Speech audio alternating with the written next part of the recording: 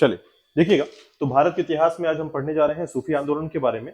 हमने अभी तक भक्ति आंदोलन जो है इसके चीजों को समझा कि भक्ति आंदोलन जो है क्या है, और उसके आधार पर जो है हमने समझा कि किस प्रकार से जो है भक्ति आंदोलन भारत में जो हिंदुओं के द्वारा या हिंदू शासकों के द्वारा जो है जो भी समाजवाद के संबंध में जो सुधार किए गए वो भक्ति आंदोलन के आधार पर जो है उसे परिवर्तित किया गया। और एक तरीके से कहा जा सकता है कि सनातन धर्म को फिर से विस्तृत करने के लिए जो है शंकराचार्य ने 8वीं शताब्दी में इसकी शुरुआत की थी। और उसके बाद जो है भक्ति आंदोलन की जो शुरुआत हुई दक्षिण भारत में पहली बार हुई, और उसके बाद धीरे से जो है रामानंद के द्वारा जो है ये उत्तर भारत में विस्तृत हुआ था। ठीक है, तो सभी संतों का नाम आपको याद रखना है, और भक्ति आंदोलन के संबंध में जो भी समाज सुधारक रहे हैं उनका नाम आपको याद रखना है मध्यकाल के समय। ठीक है, चलिए देखिएगा, बात करेंगे सूफी आंदोलन के बारे में, और सूफी आंदोलन क्या है इसके बारे में देखेंगे। देखिएगा, सूफी आंदोलन बेसिकली इस्लाम धर्म में कुछ परिवर्तन या ऐसे परिवर्तन जो शासकों के द्वारा जो है लागू किए गए थे धर्मों के आधार पर। ठीक है, तो इसको इस तरीके समझिएगा, बहुत आसान से आप इसको समझ सकते हैं, बस कुछ क्वेश्चंस को थोड़ा सा ध्यान दीजिएगा। ठीक है, इनके संबंध में देखिएगा,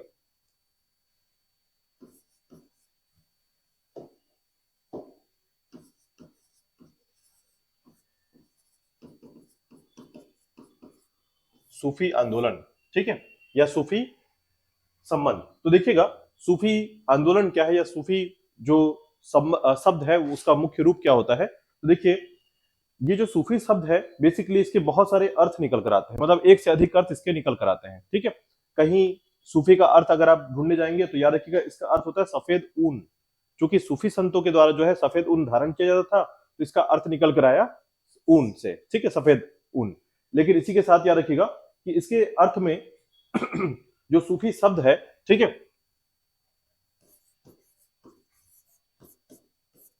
ये बना है आपके सोफिया शब्द से। सोफिया शब्द से बना है जिसका अर्थ होता है ज्ञान।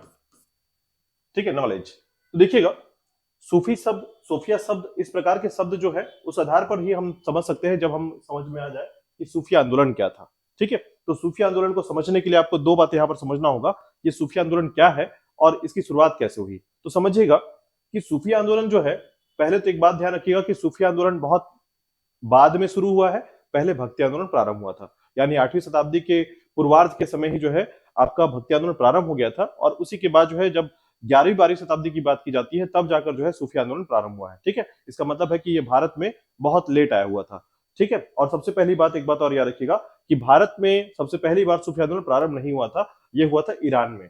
ठीक है, अब चूंकि ईरान में पहली बार सूफी आंदोलन प्रारंभ हुआ, ईरान के क्षेत्र में प्रारंभ हुआ, लेकिन इसका आधार आप कैसे देख सकते हैं, तो भारत में जो है इस्लाम धर्म का जो विस्तार है वो काफी बड़े मात्रा में हो चुका था। और यही इस्लाम धर्म के, देखिए, शासक क्या करते थे, पहले तो आपको ये कहानी आपको पहले से पता है कि जो इस्लाम गुरु होते हैं, ठीक है, जो इस्लाम गुरु हैं जिनको हम खलीफा कहते हैं या धार्मिक गुरु, ठीक है, इस्लाम धार्मिक गुरु खलीफा कहलाते हैं।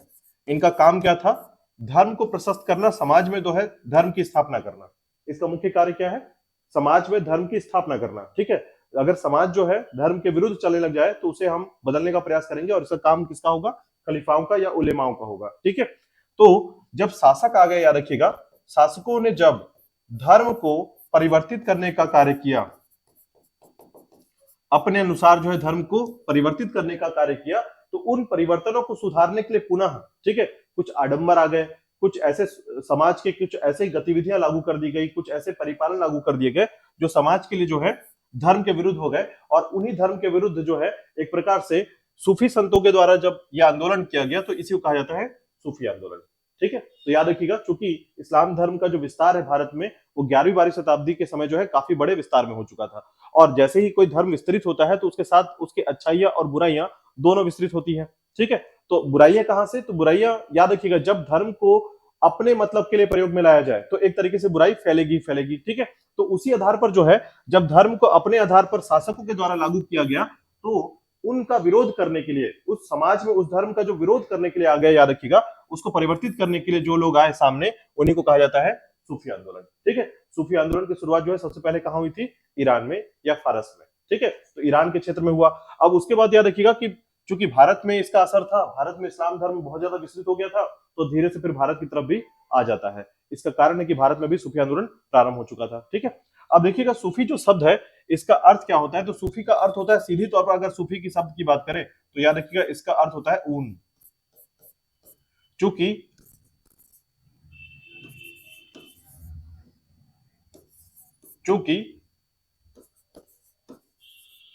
सूफी संत ऊनी वस्त्र पहनते थे, ठीक है, ऊन के कपड़े पहनते थे, याद रखिएगा, इसलिए जो है कहीं ना कहीं सूफी शब्द जो है इसका प्रयोग किया गया। और साथ ही साथ जो है याद रखिएगा समाज में सुधारक के तौर पर इस आंदोलन को आगे लाए ये। और समाज के, अब इसका कारण क्या था, कैसे प्रचार प्रसार किया, तो सीधे शासकों के विरुद्ध जाकर नहीं, याद रखिएगा ये क्या करते थे, याद रखिएगा इनका तरीका था भजन कवाली, अच्छा भजन नहीं, यहाँ पर भक्ति आंदोलन में भजन है, याद रखिएगा यहाँ कवाली, ठीक है, यहां पर होता था समा, कवाली, इसके अलावा जो है गोष्ठी। तो इस प्रकार से चीजों को करके जो है ये प्रचार प्रसार करते थे, याद रखिएगा धर्मों के सगुणता को, ठीक है, यानी प्रचार प्रसार के लिए मुख्य तौर पर इन्होंने जो है कवाली जैसे चीजों को जो है यहाँ पर देखिए, कई बार आपने सुना होगा कवाली जो है मुख्य तौर पर इस्लाम धर्म में जो है बहुत ज्यादा प्रचलित था, ठीक है, समा, संगोष्ठी, इस प्रकार के शब्दों का प्रयोग किया गया, याद रखिएगा। तो ये एक तरीके का माध्यम था जिसमें जो है इन्होंने सूफी आंदोलन को जो है प्रशस्त किया और उसके माध्यम से जो है समाज को सुधारने का प्रयास किया था, ठीक है। लोगों में एकेश्वरवाद, ठीक है, याद रखिएगा एकेश्वरवाद को यहां पर फिर से पुनः जो है एकेश्वरवाद को पुनः प्रारंभ किया, याद रखिएगा किन्होंने, सूफी आंदोलन में, ठीक है। तो इस प्रकार से सूफी आंदोलन के बेसिक चीजों को समझिएगा कि सूफी आंदोलन क्या है, याद रखिएगा। तो यह सोफिया शब्द से, यूनानी भाषा के सोफिया शब्द से बना हुआ है, ये एक आपका यूनानी भाषा है और इसका अर्थ होता है ज्ञान, ठीक है। लेकिन अगर हम सामान्य तौर पर सूफ शब्द का प्रयोग करें तो याद रखिएगा इसका अर्थ होता है ऊन, ठीक है। तो इसका अर्थ सीधे तौर पर ऊन होता है, लेकिन यूनानी भाषा में इसका अर्थ क्या होता है, सोफिया, ठीक है। तो यूनानी भाषा में याद रखिएगा इसका अर्थ होता है ज्ञान, लेकिन हम सीधी तौर पर इसकी बात करें तो ये ऊन से संबंधित है। और चूंकि ऊनी वस्त्र पहनने के कारण जो है, ठीक है,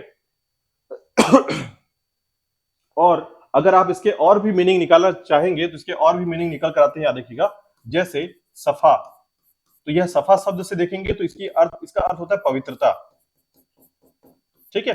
तो इसके बहुत सारे शब्द के अर्थ निकल कर आते हैं, याद रखिएगा। तो सूफी आंदोलन का बेसिक्स आपको एक अध्ययन समझ में आ रहा होगा कि इसका आधार क्या है। आधार है समाज को सुधार करना, धर्म के आडंबरों को दूर करना और ऐसे इस्लाम धर्म से संबंधित ऐसे आडंबर, रूढ़िवादिता जो कि समाज के लिए नुकसानदायक हो, ठीक है, धर्म के विरुद्ध हो, उन सभी को समाप्त करने या फिर उसे बदलने के लिए या परिवर्तित करने के लिए जो है यह आंदोलन चलाया गया, जिसे सूफी आंदोलन कहा जाता है। इसकी शुरुआत कहां हुई थी, तो याद रखिएगा इसकी शुरुआत पहले ईरान में हुई थी और याद रखिएगा भारत में इसकी शुरुआत, याद रखिएगा, या भारत में जब कहा यह जाता है कि मोहम्मद गौरी के समय जो है, ठीक है, पहले तो सबसे पहली शुरुआत जो है मोहम्मद गजनवी के समय मानी जाती है, ठीक है, और उसके बाद मोहम्मद गौरी के समय माना जाता है, याद रखिएगा। जब सबसे पहली बार जो है भारत में आने वाले व्यक्ति, याद रखिएगा, यानी कि ऐसे सूफी संत जो भारत में सबसे पहली बार आए थे, उनका नाम था शेख इस्माइल, ठीक है, शेख इस्माइल। तो याद रखिएगा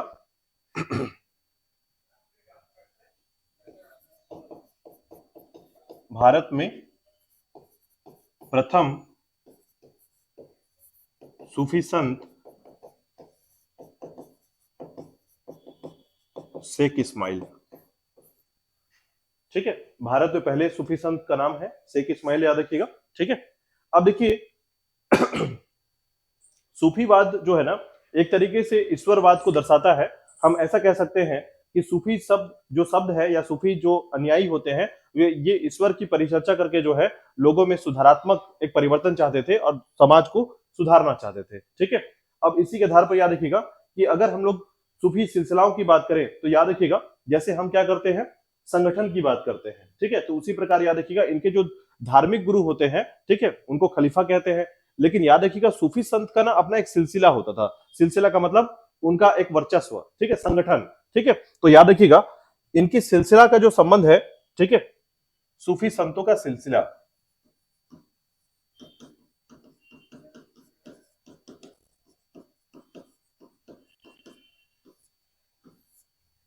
तो सिलसिला शब्द को याद रखिएगा। सिलसिला शब्द जो है कई बार आपको सुनने को मिलेगा, ठीक है।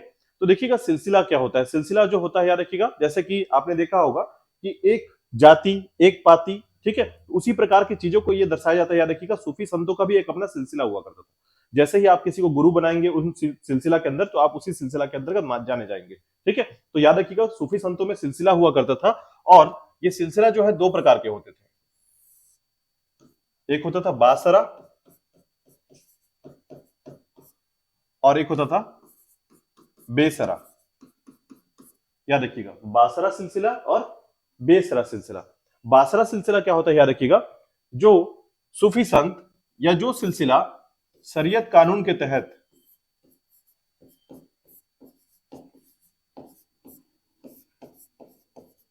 शरीयत कानून या नियम के तहत धर्म का प्रचार प्रसार करता था,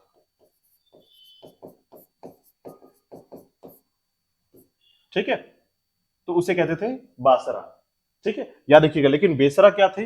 बेसरा याद रखिएगा, बेसरा का मतलब होता है फ्री होना, ठीक है, मुक्त होना। तो याद रखिएगा जो शरीयत कानून से अपने आप को मुक्त मानते थे, उनसे दूरी बना के रखते थे, याद रखिएगा, तो उन्हें कहा जाता था बेसरा। शरीयत कानून से दूर या मुक्त होकर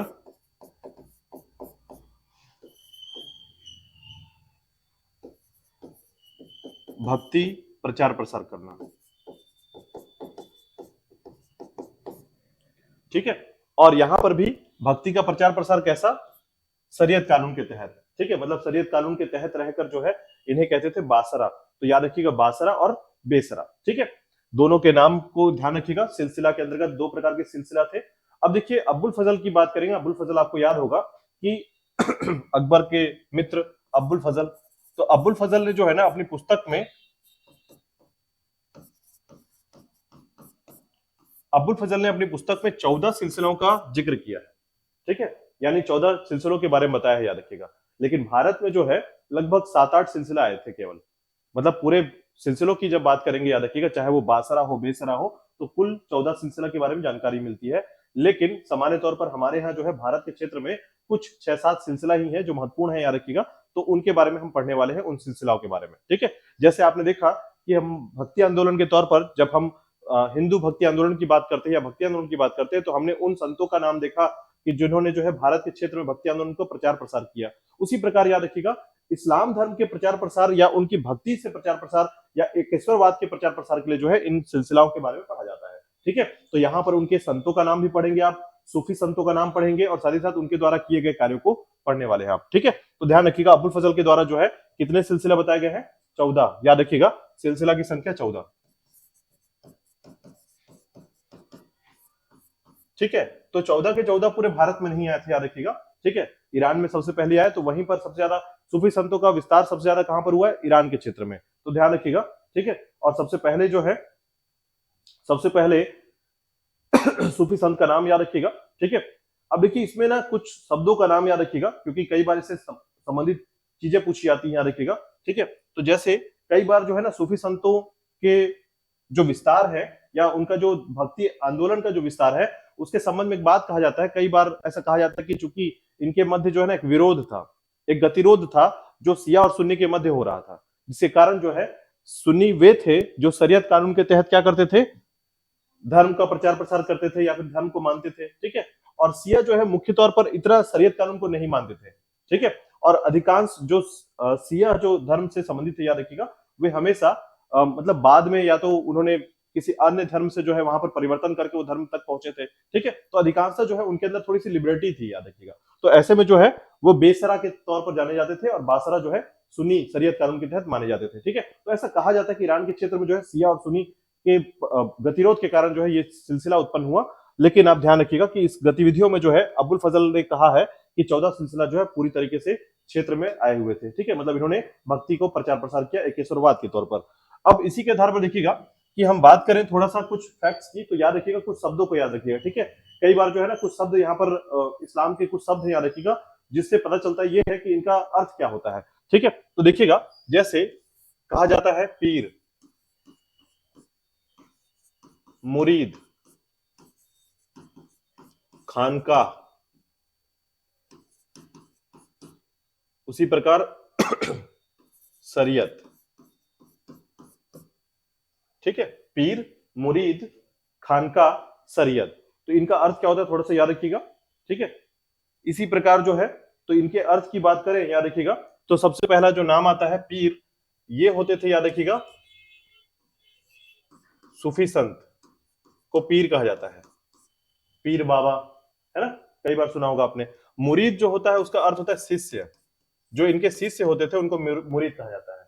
सूफी संतों के निवास स्थान को खानका कहा जाता है,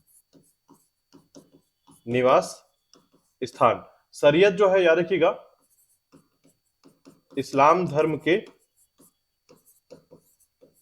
कानून की किताब, जहां पर लिखा गया है कानून के बारे में, ठीक है। तो ये शब्दों को याद रखिएगा, पीर, मुरीद, खानका और शरीयत।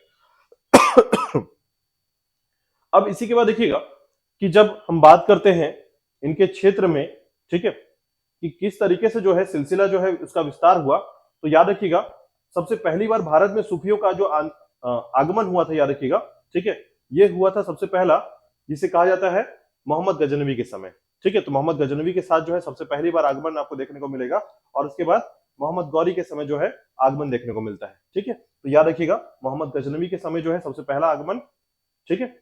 और उसी के साथ याद रखिएगा मोहम्मद गजनवी के साथ जो है हम अन्य आगमन अन्य चीजों से देखते हैं इसे, तो याद रखिएगा उसमें हमें एक जानकारी मिलती है कि किस तरीके से जो है सूफियों का आगमन हुआ था। तो याद रखिएगा सबसे पहला जो शेख इस्माइल, ठीक है, मैंने बताया आपको कि शेख इस्माइल सबसे पहले आए थे। तो ये याद रखिएगा कि भारत के क्षेत्र में, वर्तमान भारत में नहीं, उस समय के लाहौर के क्षेत्र में सबसे पहले एंट्री हुई थी, लेकिन उस समय भारत पूरा विस्तारित था, याद रखिएगा। तो ऐसे में याद रखिए, कभी अगर क्वेश्चन पूछा आता है कि शेख इस्माइल किस क्षेत्र में सबसे पहले आए थे, याद रखिएगा, या आगमन उनका कहां तक था, तो याद रखिएगा लाहौर तक, ठीक है। तो ये याद रखिएगा शेख इस्माइल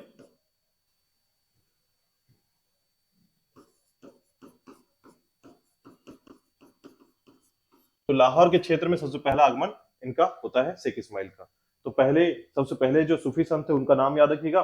इसके अलावा जो है याद रखिएगा इनके संबंध में अगर हम लोग भारत के प्रमुख सूफी संप्रदायों की बात करें, तो कुछ सूफी संप्रदायों का नाम याद रखिएगा, या सिलसिला का नाम याद रखिएगा, ठीक है। सूफी संप्रदाय, फिर हम इन्हीं के बारे में पढ़ने वाले हैं, ठीक है।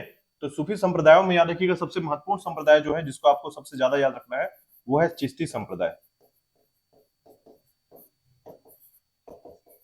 चिश्ती संप्रदाय, ठीक है।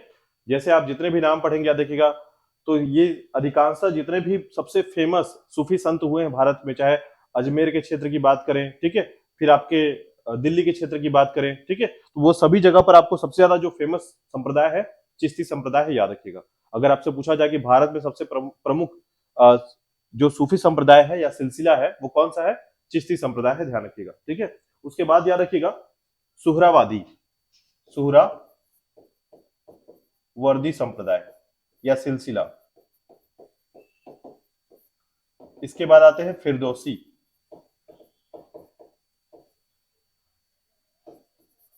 फिरदौसी संप्रदाय, ठीक है। सुहरावर्दी पहला याद रखिएगा चिश्ती, फिर उसके बाद आता है आपका सुहरावर्दी, उसके बाद फिरदौसी, और उसके बाद याद रखिएगा इसके बाद आते हैं सातरिया संप्रदाय, सातरिया संप्रदाय, ठीक है। इसके बाद जो है कादिरी, उसके बाद आते हैं नक्शबंदी।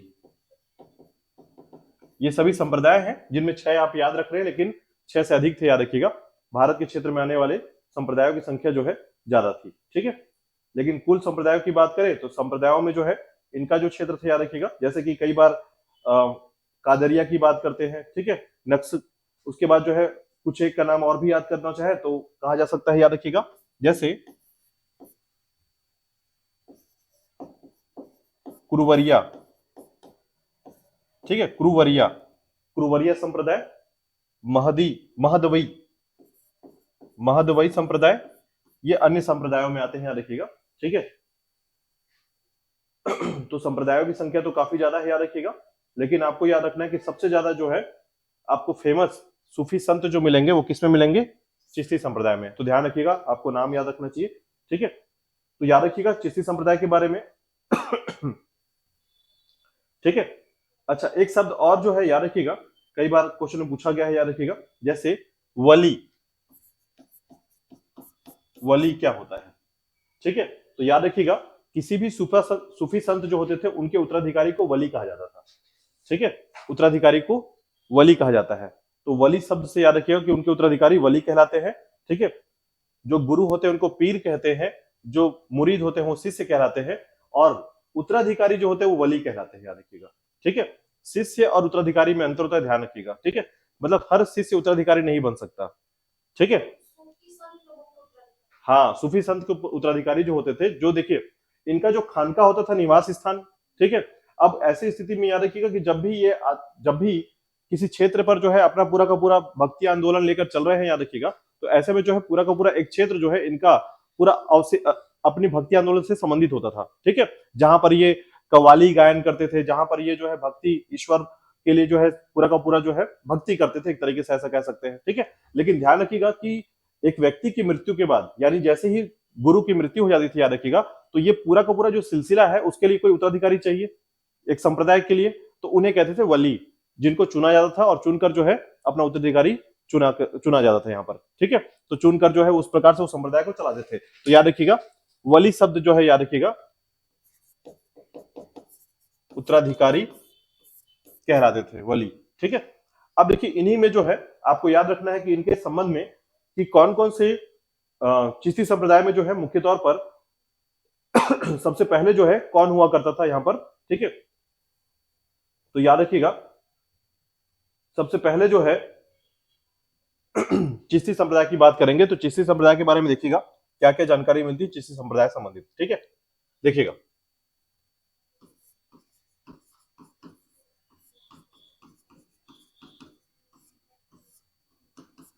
चिश्ती संप्रदाय।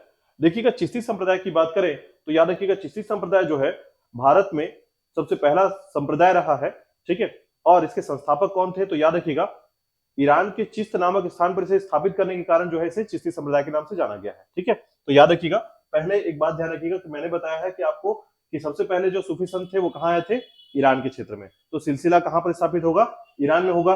तो चिश्ती संप्रदाय भी कहां पर स्थापित होगा पहले? तो याद रखिए ईरान क्षेत्र में। तो ईरान क्षेत्र में याद रखिए कहां पर? चिश्त नामक क्षेत्र में।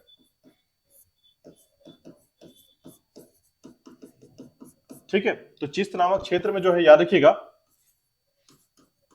ईरान में ये स्थापित हुआ, जिसके कारण इसे चिश्ती नामक से जाना गया। और इसके संस्थापक जो थे याद रखिएगा ईरान के क्षेत्र में ख्वाजा अब्दुल अब्बाल। ठीक है,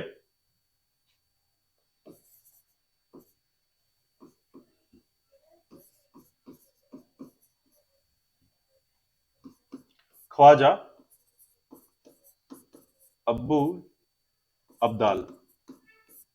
ठीक है, संस्थापक हैं याद रखिएगा इसके ईरान में।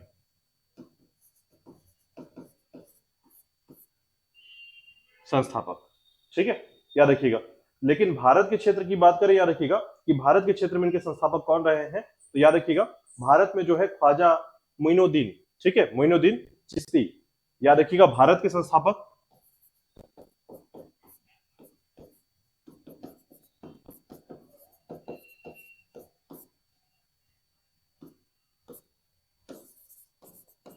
ख्वाजा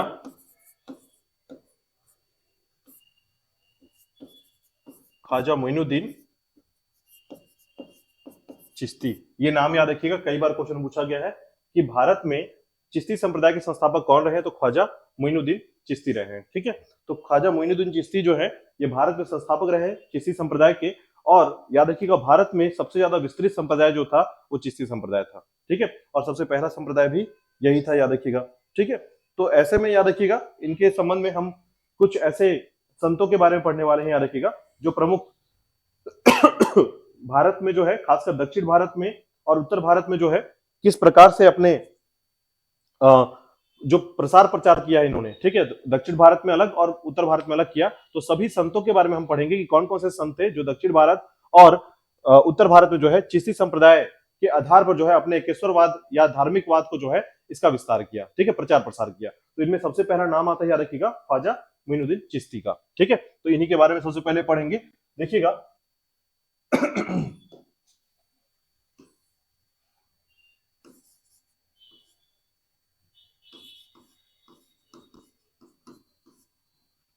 ख्वाजा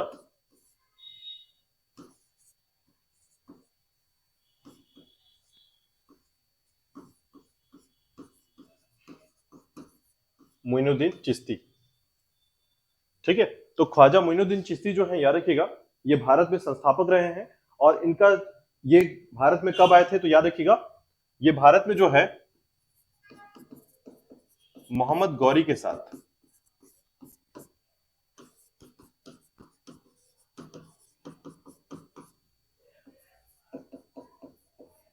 ठीक है, कब 1192 में, जब कौन सा युद्ध चला था, तराइन का युद्ध। और पृथ्वीराज चौहान जो है जिस युद्ध के बाद जो है समाप्त हो जाते हैं, हार जाते हैं। ठीक है, तो याद रखिएगा तराइन के युद्ध के समय जो है मोहम्मद गौरी के साथ जो है भारत आगमन हुआ किसका, मोइनुद्दीन चिश्ती का। तो भारत में आगमन इनका कहा जाता है याद रखिएगा 12वीं शताब्दी के समय। और याद रखिएगा चिश्ती संप्रदाय की शुरुआत इन्होंने यहीं पर की थी। और इनका खानकाह जो है याद रखिएगा, खानकाह मतलब निवास स्थान। ठीक है, इनका खानकाह कहां पर है, अजमेर में। और ये एक सबसे महत्वपूर्ण बात याद रखिएगा, इनका दरगाह। ठीक है, तो जैसे आपने मजार सुना होगा, मजार सुना है, ठीक है, तो ये सूफी संत या जो पीर होते हैं याद रखिए, जिनकी मृत्यु के बाद उन्हें जो है जहां दफनाया जाता है, ठीक है, उन्हें मजार कहा जाता है याद रखिएगा। तो इन्हें भी एक प्रकार से हम क्या है, धार्मिक रूप से जो है बहुत पवित्र स्थान मानते हैं इनके क्षेत्र में, इस्लाम धर्म में। ठीक है, तो उसे मजार कहा जाता है याद रखिएगा। तो उनका दरगाह कहां पर है, अजमेर में है, याद रखिएगा। तो खानका भी इन्होंने कहां बसाया था, अजमेर में। खानका मतलब निवास स्थान। तो जब ये भारत में आए थे याद रखिएगा, तो इन्होंने सबसे पहले शुरुआत कहां से की, अजमेर से। तो याद रखिएगा, जैसे अगर पूछा जाए कि सबसे पहले जो है ख्वाजा अबू अब्दाल जो है, इन्होंने कहां शुरुआत की थी, तो ईरान से। ठीक है, और अगर शेख इस्माइल की बात करेंगे तो लाहौर से। ठीक है, उसी प्रकार याद रखिएगा भारत में संस्थापक रहे हैं ख्वाजा मोइनुद्दीन चिश्ती। ठीक है, इतने फैक्ट्स को थोड़ा सा आपको याद रखना है। अब देखिएगा, दरगाह में जब जैसे ही आप जाएंगे तो आपने कई बार सुना होगा अजमेर शरीफ, सुना है, अजमेर शरीफ लोग जाते हैं, है ना, उसी दरगाह में जाते हैं याद रखिएगा, जो कि कौन है, ख्वाजा मोइनुद्दीन चिश्ती ही, याद रखिएगा, इन्हीं का दरगाह है वहां पर। ठीक है, तो इन्हें कहा जाता है याद रखिएगा अजमेर शरीफ साहिब। ठीक है, तो ख्वाजा साहब भी कहा जाता है, इनके नाम से प्रसिद्ध है, याद रखिएगा। तो इतना फैक्ट आपको याद रखना है मोइनुद्दीन चिश्ती के बारे में। ठीक है, अब देखिएगा इनके जो है ना दो, याद रखिएगा इनके दो शिष्य हुआ करते थे। ठीक है, इनके दो शिष्य थे। और इन दोनों शिष्यों को जो है, इन दोनों शिष्यों की बात करेंगे याद रखिएगा, जैसे एक का नाम था शेख हमीमुद्दीन। ठीक है,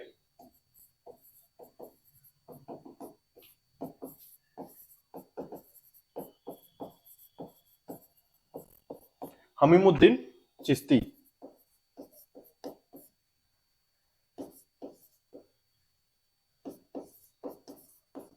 और दूसरे थे याद रखिएगा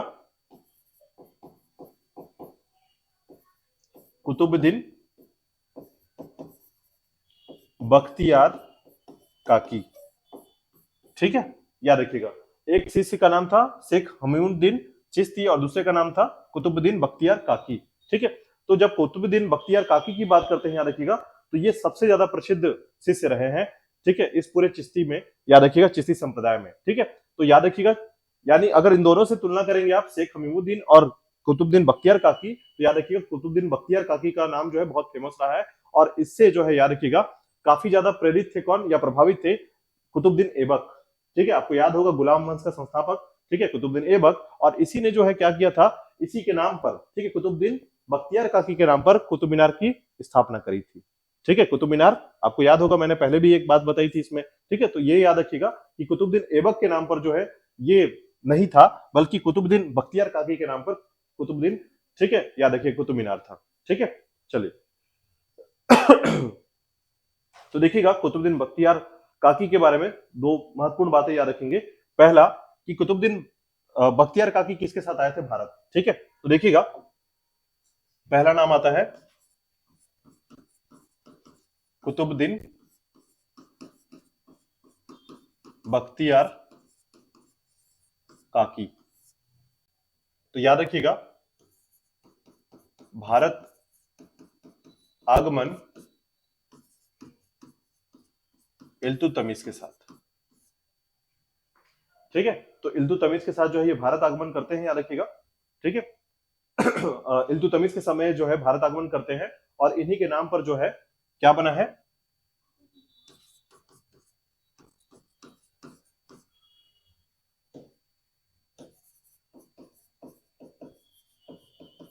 कुतुब मीनार की स्थापना इनके नाम पर। ठीक है। तो ये दो फैक्ट महत्वपूर्ण रूप से याद रखिएगा इनके समय में। जो सबसे इंपॉर्टेंट है कुतुबुद्दीन बख्तियार काकी के संबंध में। ठीक है। तो मोइनुद्दीन चिश्ती के शिष्य थे, याद रखिएगा, और इन्हीं के नाम पर जो है कुतुबुद्दीन ऐबक ने जो है कुतुब मीनार का निर्माण शुरू कराया था। ठीक है। ठीक है। अब देखिएगा इनके भी शिष्य थे, याद रखिएगा, बाबा फरीद। ठीक है। तो याद रखिएगा बाबा फरीद जो है इनके बारे में याद रखिएगा। चलिए यहीं पर हम लिखते हैं, देखिएगा,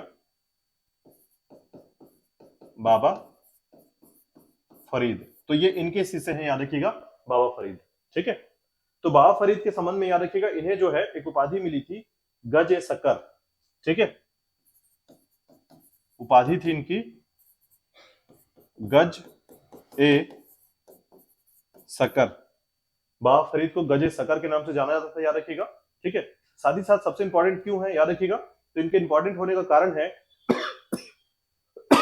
तो मैंने बताया था आपको कि सिखों के लिए जो है गुरु ग्रंथ वाणी जो किताब है बहुत महत्वपूर्ण है, जैसे ग्रंथों के तरीके से। तो उनमें जो है याद रखिएगा इनके काव्य रचना को डाला गया है, यानी इनके जो वाणी है, याद रखिएगा, उनको संकलित किया गया है। ठीक है। तो बाबा फरीद का भी इनमें वाणी आपको मिलेगा गुरु ग्रंथ वाणी में, याद रखिएगा। ठीक है। तो इनकी वाणी जो है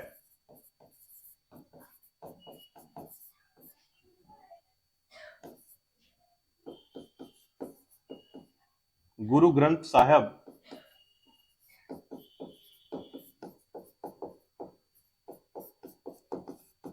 में संकलित किया गया है।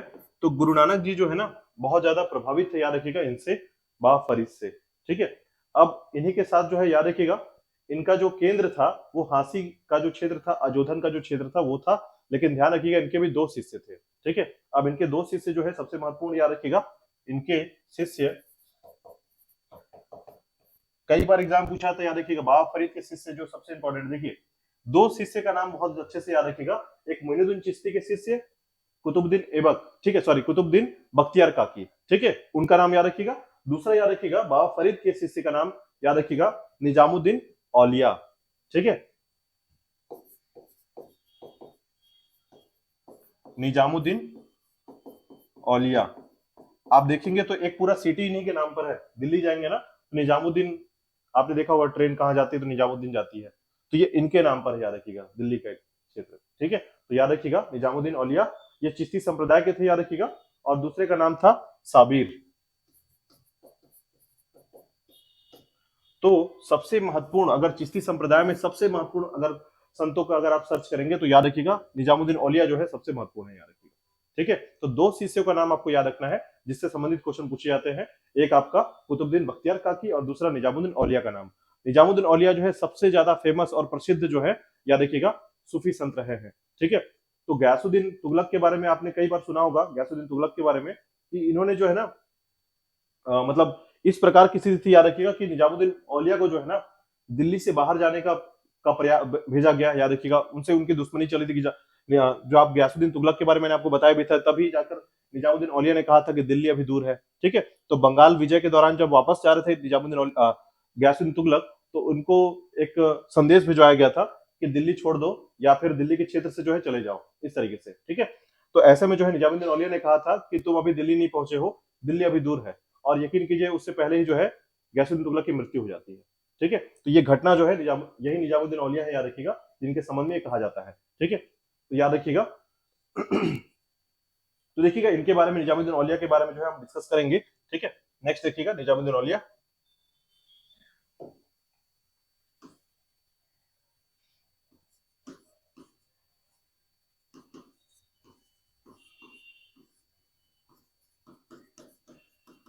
निजामुद्दीन औलिया। ठीक है।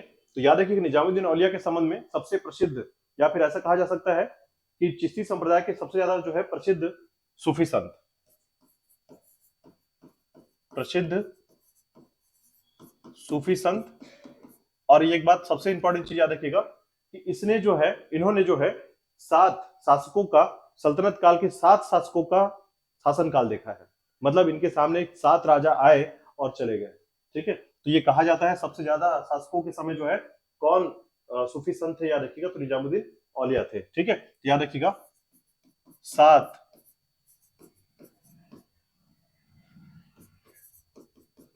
शासकों का शासनकाल देखा, कब? सल्तनत काल में। ठीक है, तो सल्तनत काल के याद रखिएगा 7 शासकों का जो है इसने शासनकाल देखा था। और साथ ही साथ याद रखिएगा ठीक है, इनको महबूब ए इलाही, ठीक है, महबूब ए इलाही की उपाधि मिली थी।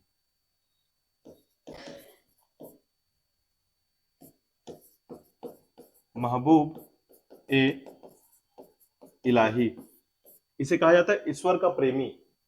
ठीक है, ईश्वर का प्रेमी, याद रखिएगा। अब देखिए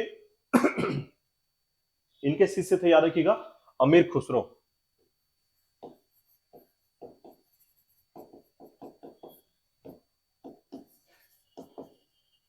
इनके शिष्य थे अमीर खुसरो, याद रखिएगा।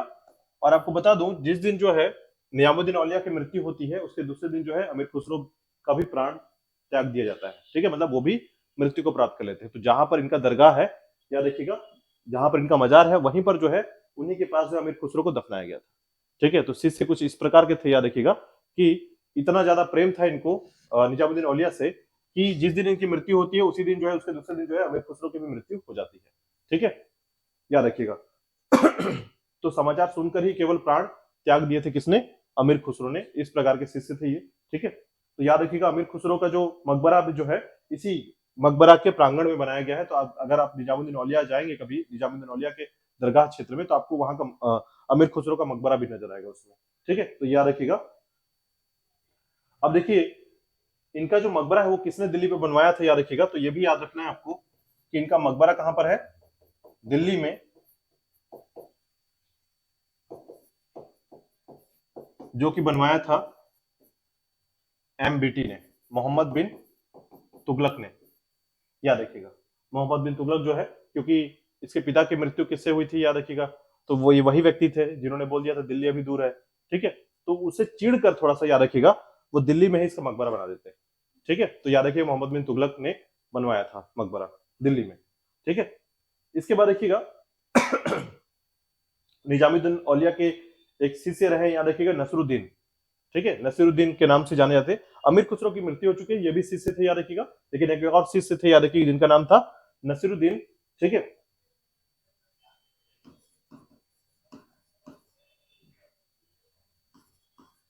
नसीरुद्दीन, याद रखिएगा। इनको भी एक शब्द से कहा जाता था दिल्ली के चिराग। ठीक है, इन्हें कहा जाता था दिल्ली के चिराग, यानी चिराग ए दिल्ली। ठीक है, चिराग ए दिल्ली के नाम से जाने जाते थे, याद रखिएगा, नसरुद्दीन।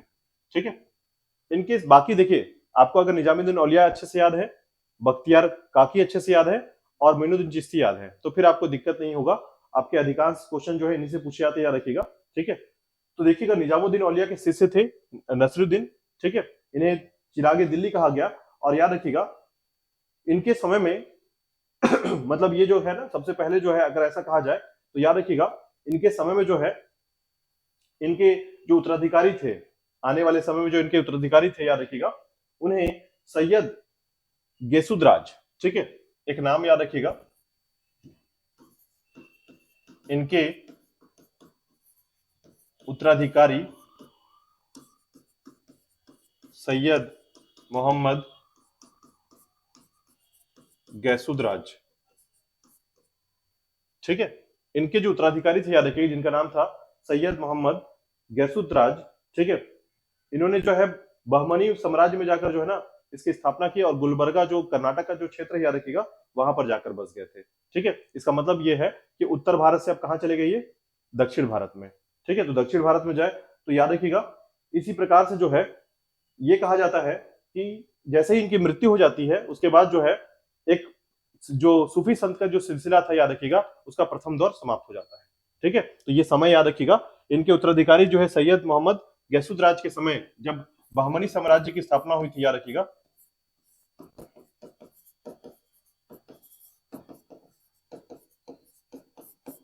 ठीक है, तो दक्षिण में जाकर कर्नाटक में बसते हैं, याद रखिएगा। तो गुलबर्गा जैसे क्षेत्र में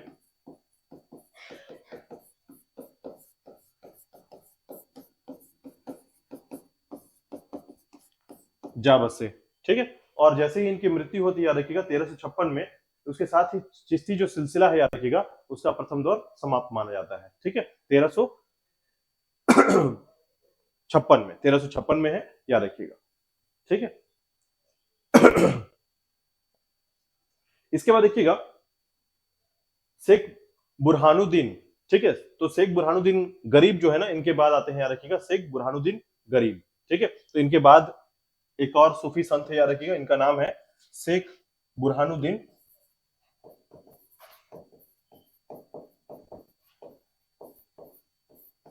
गरीब। ठीक है, शेख बुरहानुद्दीन गरीब। तो याद रखिएगा इनकी विशेषताओं के बारे में भी हम आपको बताएंगे, याद रखिएगा। तो निजामुद्दीन औलिया के जो है ना एक और शिष्य थे, याद रखिएगा, जिनका नाम है शेख बुरहानुद्दीन गरीब। ठीक है, और याद रखिएगा ये दौलताबाद को स्थायी निवास बनाए और दक्षिण क्षेत्र में जो है, अब दक्षिण क्षेत्र में जिसका विस्तार जिन्होंने किया है, याद रखिएगा, वो है शेख बुरहानुद्दीन गरीब है। तो इतना याद रख लीजिएगा कि इसका इनका जो खानकाह था, खानकाह ये दौलताबाद को बनाया गया और दक्षिण भारत में चिश्ती संप्रदाय का विस्तार किया। ठीक है, अच्छा यहां पर क्यों क्या हुआ, तो याद रखिएगा यहां पर जो है ना इनकी मृत्यु के बाद जो है प्रथम दौर समाप्त हो गया था। ठीक है, लेकिन याद रखिएगा शेख बुरहानुद्दीन गरीब जो है ये अपना खानका दौलताबाद को बनाए दक्षिण के क्षेत्र में, याद रखिएगा, और इसी कारण जो है दक्षिण क्षेत्र में इनका विस्तार होना प्रारंभ हुआ था इस समय में। ठीक है, शेख बुरहानुद्दीन, याद रखिएगा।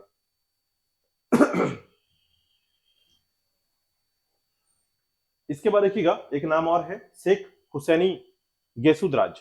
तो याद रखिएगा मोहम्मद गेसुद्राज, ये पढ़ा आपने। ठीक है, तो इनके बाद आते हैं, याद रखिएगा कि दक्षिण में सुफी संप्रदाय को सबसे ज्यादा लोकप्रिय किसने बनाया था, तो याद रखिएगा एक व्यक्ति है, एक सूफी संत है, याद रखिएगा, जिनका नाम है शेख हुसैनी,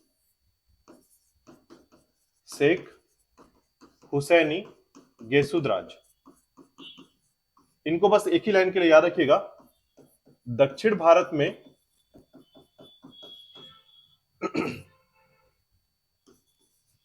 सूफी सिलसिला को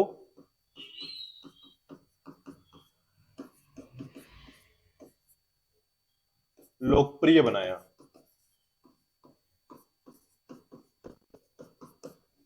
ठीक है, तो चिश्ती संप्रदाय के लिए ये सभी सूफी संतों का नाम आपको याद रखना है। जितना मैंने कम से कम फैक्ट तो बताया है, तो फैक्ट थोड़ा सा याद रखिएगा। ठीक है, अब इनके चिश्ती जो सिलसिले थे, याद रखिएगा इनकी विशेषताएं क्या थी, इनको थोड़ा सा ध्यान दीजिएगा। तो याद रखिएगा इनके द्वारा जो है ना कुछ इनकी जो विशेषता थी खासकर चिश्ती संप्रदाय की, ये बाकी जो सिलसिले थे या संप्रदाय थे उनसे बिल्कुल अलग थे। जैसे इन लोगों ने जो है, याद रखिए, चिश्ती संप्रदाय के जो सूफी संत थे, इन्होंने शासकों से किसी प्रकार का जो है दरबार में जाना नहीं करते थे, उनसे कभी भी धन प्राप्त नहीं करते थे, या कहीं पर भी धन इकट्ठा नहीं करते थे। याद रखिएगा, मतलब इनका जनजीवन जो है सामान्य तौर पर था, और अगर इनको धन मिलता था तो गरीबों में बांट दिया करते थे। ठीक है, तो सामान्य तौर पर जो है ये शासकों से काफी दूर रहा करते थे। ठीक है, शासकों के धर्म जो भी धर्म एक तरीके से कानून थे या नियम थे, उनसे दूर रहा करते थे। ठीक है, और इसी के साथ याद रखिएगा कि अगर उनको कोई भी डोनेशन मिलता था या दान धर्म मिलता था, याद रखिएगा, वो तुरंत गरीबों में बांट देते थे, अपने पास धन इकट्ठा नहीं करते थे। ये चिश्ती संप्रदाय की विशेषता थी। ठीक है, इसी के साथ साथ याद रखिएगा कि इनके द्वारा जो है अपने जो संपत्ति है उसमें किसी प्रकार का निजित्व संबंध नहीं करते थे ये, यानी अपने पास पैसा इकट्ठा नहीं करते थे। ठीक है, व्यक्तिगत रूप से जो है इनकी आत्मिक जो उन्नति है वही इनके लिए महत्वपूर्ण था, कि आत्मिक उन्नति का मतलब एकेश्वरवाद को जो है महत्व देना, ईश्वरवाद को महत्व देना, ईश्वर की ज्यादा से ज्यादा परिचर्चा करना और उसका प्रचार प्रसार करना। तो इनका मुख्य रूप क्या था, उद्देश्य क्या था, एकेश्वरवाद को परिचर्चा में लाना। ठीक है, कव्वाली के माध्यम से या अन्य माध्यमों से, भजन कीर्तन के माध्यम से। ठीक है, तो विभिन्न प्रकार के आयामों से जो है ये क्या करना चाहते थे, ईश्वरवाद को जो है प्रचारित करना चाहते थे, याद रखिएगा। ठीक है, इसके साथ ही साथ याद रखिएगा कि इन्होंने जो है संगीत को बढ़ावा दिया, ठीक है, संगीत को काफी तेजी से जो है इन्होंने बढ़ावा दिया, उनकी उन्नति पे काम किया, और सुल्तान और अमीरों से जो है कोई भी संबंध नहीं रखते थे, याद रखिएगा, ठीक है। तो ये थे आपके चिश्ती संप्रदाय से संबंधित संत, याद रखिएगा। अब देखिए जो भी संप्रदाय के बाकी जो संत है, याद रखिएगा, उनको थोड़ा शॉर्ट में आपको याद रख लेना है, ठीक है। इनको थोड़ा डिटेल में इसलिए याद रखना है क्योंकि मैंने बताया कि सबसे ज्यादा प्रसिद्ध जो संप्रदाय था या सिलसिला था वो चिश्ती संप्रदाय या सिलसिला था। और में 3 नाम आप कभी मत भूलिएगा, एक मोइनुद्दीन चिश्ती का नाम नहीं भूलिएगा, दूसरा बख्तियार काकी का नाम मत भूलिएगा, और तीसरा जो है निजामुद्दीन औलिया का नाम मत भूलिएगा, ठीक है। ये 3 सुपर हिट है, याद रखिएगा। और उसके बाद जो फैक्ट है वो मैंने आपको बता दिया है कि बाकी चीजों को भी आपको याद करना है, लेकिन ये 3 नाम तो बिल्कुल नहीं भूलना है, ठीक है। चलिए इसके बाद देखिएगा सुहरावर्दी संप्रदाय, ठीक है। सुहरावर्दी संप्रदाय, अभी तक आपने चिश्ती संप्रदाय देखा,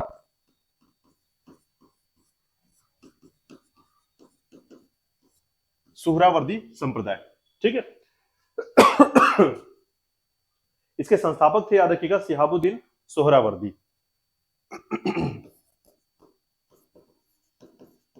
संस्थापक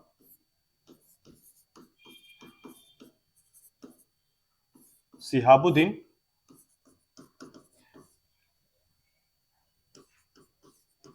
सोहरावर्दी, ठीक है, इसके संस्थापक रहे हैं। इनमें कुछ अन्य संत का नाम याद रख लीजिएगा, ठीक है, जैसे कि बहाउद्दीन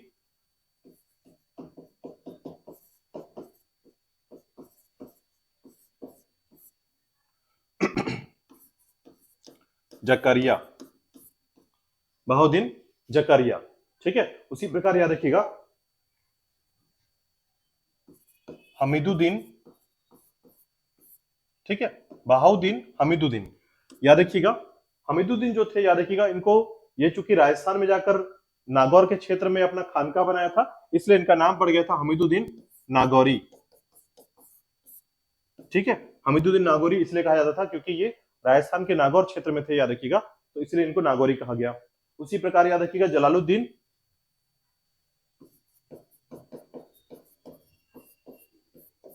तबरी, ये 3 थे, याद रखिएगा, संत, मुख्य संतों में सुहरावर्दी संप्रदाय के अंतर्गत, ठीक है। तो अगर कहा जाए, याद रखिएगा, कि शिहाबुद्दीन सोहरावर्दी जो है ना, याद रखिएगा, इनके संबंध में आप एक बात कह लीजिएगा, या फिर एक बात आप आराम से कह सकते हैं इसमें, कि चिश्ती संप्रदाय के बाद दूसरा सबसे प्रसिद्ध संप्रदाय कौन सा था, तो सुहरावर्दी संप्रदाय था, ठीक है, याद रखिएगा। कभी भी क्या होता है, लोकप्रियता के आधार पर अगर आपको बोलाएगा सुमेलित करने के लिए, तो आपको नाम लिखना पड़ेगा चिश्ती संप्रदाय, सुहरावर्दी संप्रदाय, ठीक है, इस तरीके से नाम आपको लिखना पड़ेगा। उसके बाद ध्यान रखिएगा कि भारत का दूसरा सबसे बड़ा महत्वपूर्ण सूफी सिलसिला जो था, यह सुहरावर्दी संप्रदाय था, याद रखिएगा। और इसकी संस्थापक के तौर पर जो है ना, याद रखिएगा, संस्थापक भारत में, ठीक है, कौन है, बहाउद्दीन जकारिया, ठीक है। ये तो मुख्य संस्थापक हो गए, लेकिन भारत के क्षेत्र में कौन लेकर आया था, बहाउद्दीन जकारिया लेकर आए थे, याद रखिएगा, शेख बहाउद्दीन, ठीक है। इनका मुख्य केंद्र जो था, याद रखिएगा, वो मुल्तान में था, ठीक है, केंद्र जो था मुल्तान और सिंध के क्षेत्र में इनका मुख्य केंद्र था।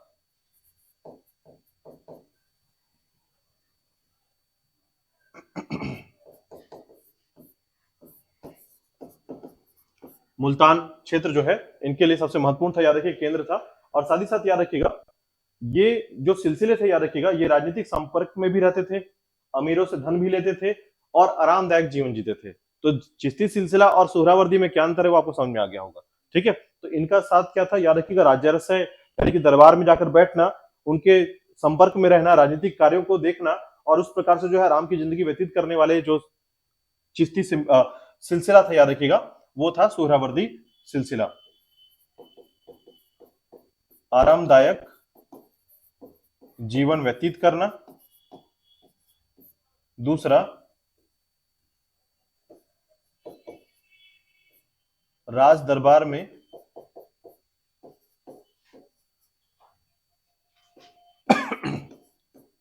कार्य करना, ठीक है। तो ये थे आपके सुहरावर्दी संप्रदाय के बारे में, याद रखिएगा।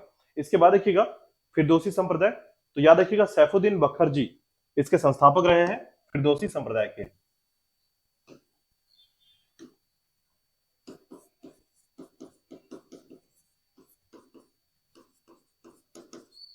फिरदौसी संप्रदाय या सिलसिला, ठीक है। तो फिरदौसी संप्रदाय जो है, याद रखिएगा, इनके संबंध में कि सैफुद्दीन बखरजी जो है, याद रखिएगा, इसके संस्थापक रहे हैं। लेकिन भारत में जो है समरकंद शेख बदरुद्दीन, ठीक है, तो याद रखिएगा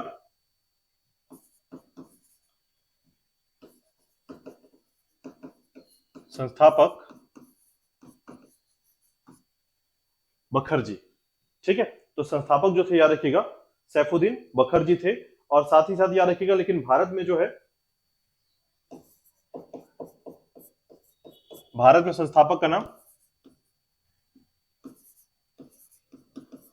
शेख समरकंद, ठीक है, शेख समरकंद बदरुद्दीन, याद रखिएगा, भारत में संस्थापक रहे हैं, ठीक है। इसके अन्य संस्थापकों में एक नाम और याद रखिएगा, शेख हुसैन बल्खी। अन्य संतों का नाम अगर देखें तो शेख हुसैन बल्खी।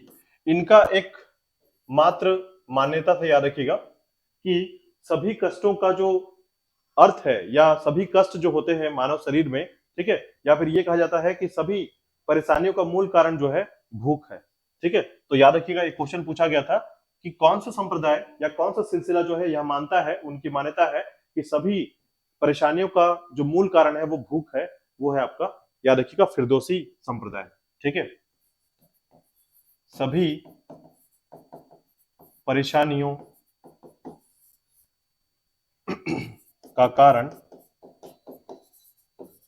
भूख है, ठीक है। तो याद रखिएगा, फिरदौसी संप्रदाय के लिए केवल संस्थापक का नाम भी याद रख लेते हैं तो काफी है, ठीक है, याद रखिएगा। इसके बाद देखिएगा सत्तारी संप्रदाय, ठीक है।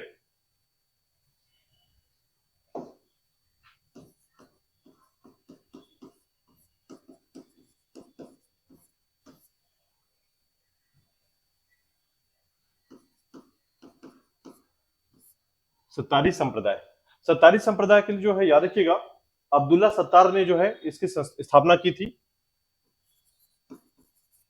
अब्दुल्ला सत्तार ने स्थापित किया था, याद रखिएगा। और सत्तारी संप्रदाय जो है ना, मुख्य तौर पर यह मानता था, याद रखिएगा, जो कि मुख्य तौर पर जो तानसेन है, याद रखिएगा, ठीक है, या फिर इनके संबंध में जो है, इनके जो संत हुआ करते थे, ये भी लगभग सुहरावर्दी जैसे ही क्या करते थे, आरामदायक जीवन जीने पर जो है विश्वास रखते थे कि जीवन कैसा होना चाहिए, आरामदायक होना चाहिए। और इस प्रकार से जो है ये संत अपना जीवन, ठीक है, सुहरावर्दी संस्थापकों के द्वारा जो है, या फिर ऐसा कहा जाए कि धर्म में जो समन्वय है, यानी हिंदू और मुस्लिम जो धर्म है, याद रखिए, इस्लाम जो धर्म है, उनमें दोनों के मध्य क्या होना चाहिए, एक समन्वय होना चाहिए। दोनों के मध्य जो है एक प्रकार का आधार होना चाहिए, एक ही आधार होना चाहिए, ठीक है, यानी समर्थन करते थे ये, ठीक है। तो याद रखिएगा, भारत में जो संस्थापक है सत्तारी संप्रदाय के, अब्दुल्ला सत्तार के नाम से जाने जाते हैं, याद रखिएगा, ठीक है। तो शाह अब्दुल्ला सत्तारी जो है, ठीक है। लेकिन साथ ही साथ याद रखिएगा, हजरत मोहम्मद गौस भी जो है प्रसिद्ध संत रहे हैं इस समय में। हजरत मोहम्मद गौस प्रसिद्ध संत थे सत्तारी संप्रदाय के, ठीक है। चूंकि इनकी मान्यता क्या थी, तो याद रखिएगा, इनकी मान्यता थी कि हिंदू और इस्लाम धर्म को जो है आपस में समन्वय के साथ चलना चाहिए, उनका समर्थन करना चाहिए, ठीक है। इंपॉर्टेंट क्या है, याद रखिएगा, तो हजरत मोहम्मद गौस जो है ना, ये तानसेन के गुरु थे, तानसेन के गुरु माने जाते थे, याद रखिएगा, ठीक है, हजरत मोहम्मद गौस। और इसके साथ ही याद रखिएगा, इनके द्वारा भी क्या है इन्होंने जो है अमृत कुंड नामक एक संस्कृत ग्रंथ है, याद रखिएगा, इसका फारसी अनुवाद किया था, ठीक है। तो याद रखिएगा, फारसी अनुवाद किया गया, याद रखिएगा।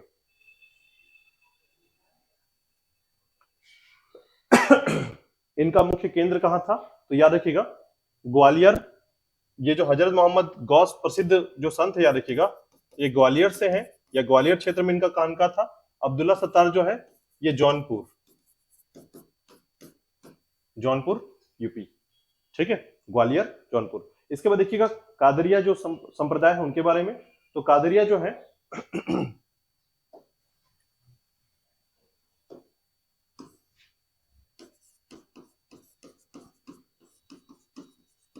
कादरिया संप्रदाय, याद रखिए कादरिया संप्रदाय के संबंध में याद रखिएगा जो सूफी संत कादरिया संप्रदाय से संबंधित थे, इन्होंने स्थापित किया कादिर जिलानी ने, शेख अब्दुल कादिर जिलानी, शेख अब्दुल कादिर जिलानी जो है याद रखिएगा इसके संस्थापक रहे हैं। ठीक है, साथ ही साथ याद रखिएगा कि भारत में जो है इनके संस्थापक है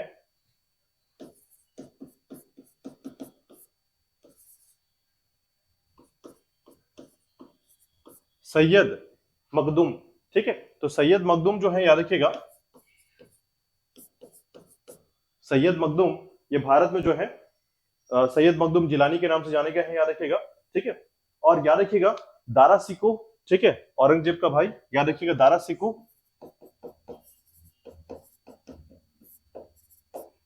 इसी कादिरा जो संप्रदाय है, याद रखिएगा कादरिया जो संप्रदाय है इसी से संबंधित थे, इसका समर्थन करते थे। ठीक है, तो याद रखिएगा दारा सिको जो है इसी सिलसिले से के अनुयायी थे। तो ये क्वेश्चन पूछा गया है, याद रखिएगा। साथ ही साथ इनके बारे में देखेंगे तो याद रखिएगा ये जो संत थे इनका भी जो संबंध था राज्य संरक्षण के अंतर्गत जो है शासक वर्ग से था, याद रखिएगा। ठीक है, इनकी विशेषता क्या थी, यह भी जो है राज्य वर्ग से संबंधित है, याद रखिएगा। साथ ही साथ जो है इनके अनुयायी जो है थोड़े रूढ़िवादी और कट्टर रहा करते थे, याद रखिएगा। दृष्टिकोण से अगर अलग संप्रदायों को देखा जाए तो यहाँ पर नाच गाना, ठीक है, या बजाना पसंद नहीं करते थे और हमेशा हरे रंग की पगड़ियां पहनते थे, याद रखिएगा। ठीक है, हरे रंग की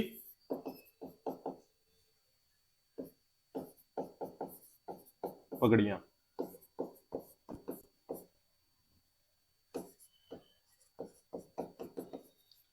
और साथ ही साथ याद रखिएगा कट्टर दृष्टिकोण। ठीक है, शासन वर्ग से जुड़े हुए थे, याद रखिएगा। इनके बाद देखिएगा नक्शबंदी, ठीक है, नक्शबंदी संप्रदाय।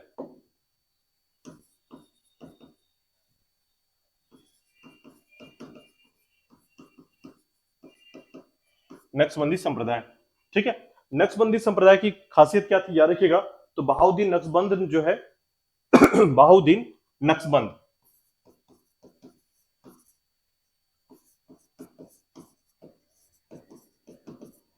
बहाउद्दीन नक्शबंद जो है संस्थापक रहे हैं, याद रखिएगा, नक्शबंदी संप्रदाय के। और याद रखिएगा इनके कुछ अन्य संत भी रहे हैं, जैसे कि नक्शबंदी के लिए शेख अहमद सरहिंदी। ठीक है, संतों का नाम याद रखिएगा इनके,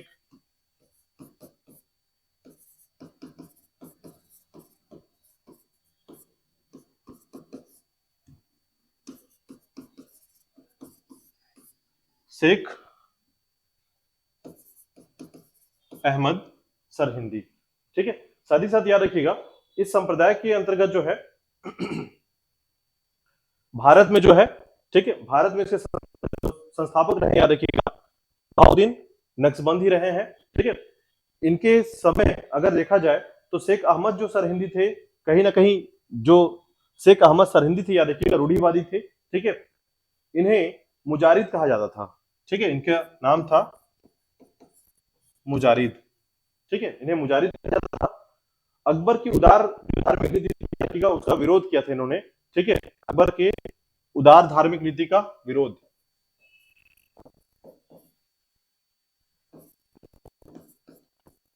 उदार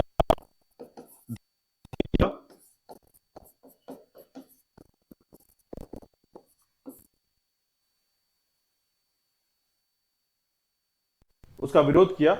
और साथ ही साथ याद रखिएगा कि शरीयत जो शरीयत कानून उनका बहुत ज्यादा समर्थन करते थे और औरंगजेब के समर्थक थे, याद रखिएगा। ठीक है, इसके अंतिम बिंदु पर याद रखिएगा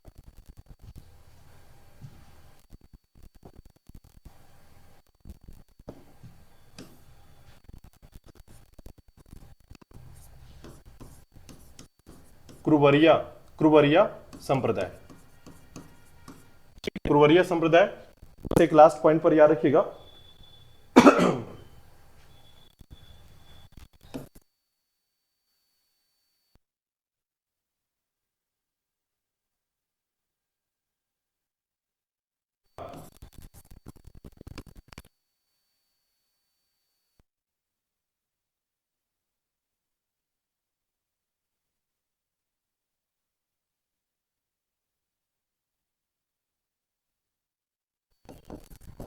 कश्मीर क्षेत्र तक केवल सीमित था, याद रखिएगा, ठीक है।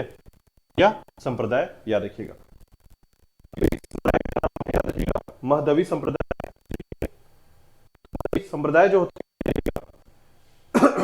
जौनपुर के मोहम्मद जो थे, याद रखिएगा, ये भारत में जौनपुर के मोहम्मद ने जो है महदवी संप्रदाय को विस्तृत किया था। केवल एक लाइन पे याद रखिएगा, महदवी संप्रदाय संस्थापक थे जौनपुर के मोहम्मद, ठीक है। जौनपुर के मोहम्मद ने जो है इस संप्रदाय को भारत में विस्तृत किया। और याद रखिएगा, ठीक है, मतलब ये मुस्लिम महदवी सिद्धांत के थोड़े से समर्थक थे, याद रखिएगा, ठीक है। और जजिया कर के विरुद्ध में समर्थन नहीं देते थे, याद रखिएगा, ठीक है। यानी जजिया कर को जो है सही नहीं मानते थे। इस प्रकार से जो है महदवी के नाम से जाना जाता है, याद रखिएगा संप्रदाय को, ठीक है। तो ये सारे संप्रदाय थे, याद रखिएगा, जो कि सूफी संतों के संबंध में जाने जाते हैं। और इनका मुख्य जो अवधारणा था उसको थोड़ा सा ध्यान रखिएगा, धर्मों में एकता लाना, जो इस्लाम धर्म है उसका विस्तार करना, ठीक है। साथ ही साथ याद रखिएगा कि धर्म का जो एक तरीके से धर्मों का जो विरुद्ध है, ठीक है, यानी धर्मों में जो कई रूढ़िवादिता है या समाज के जो विरुद्ध कार्य करने की जो परंपरा चल रही थी उसको दूर करने के लिए जो है सूफी आंदोलन का प्रयत्न किया गया। सूफी आंदोलन जो है ईरान से इसकी शुरुआत हुई और भारत में जो है 12वीं शताब्दी के समय जो है इसकी शुरुआत मानी जाती है, ठीक है। इतना याद रखिएगा, इसी संबंध से क्वेश्चन पूछे जाते हैं, याद रखिएगा, ठीक है।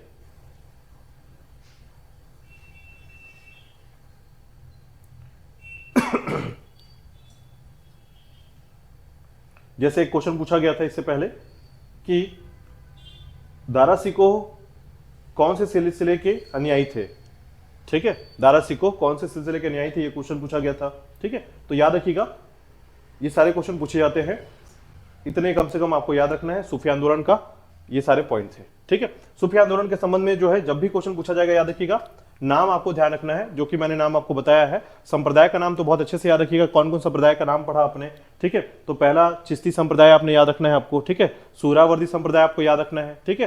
तो ये दो संप्रदाय तो बहुत अच्छे से आपको याद रखना है।